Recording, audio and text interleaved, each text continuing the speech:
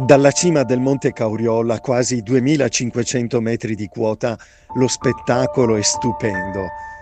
La vista spazia a 360 gradi sulle Dolomiti e su gran parte della mastodontica muraglia delle cosiddette Alpi di Fassa. Nel 1916 la linea di confine tra l'esercito del Regno d'Italia e quello dell'Impero Austro-Ungarico attraversava la catena montuosa delle Alpi di Fassa e il Monte Cauriol era per il comando asburgico una posizione di assoluto valore strategico. In quello stesso anno il Monte Cauriol fu teatro di un'incredibile guerra d'aquile che ebbe come protagoniste le truppe da montagna di entrambi gli eserciti. L'avanzata dell'esercito italiano verso il Cauriol ebbe inizio alla fine dell'agosto 1916 con un doppio attacco. Per ben 3 giorni e 3 notti, dal 23 al 27 agosto, la battaglia infuriò violenta sui versanti meridionali del monte e sulla vetta, avvinghiata per lunghi periodi da una densa cappa di polvere generata dallo scoppio terrificante dei proiettili d'artiglieria e solcata dalle raffiche mortali delle mitragliatrici. Poveri soldati austriaci ed italiani furono accomunati da un unico tremendo destino, per il possesso di un fazzoletto di terra strategicamente insignificante, ma fondamentale secondo le tattiche in auge in quel drammatico frangente bellico.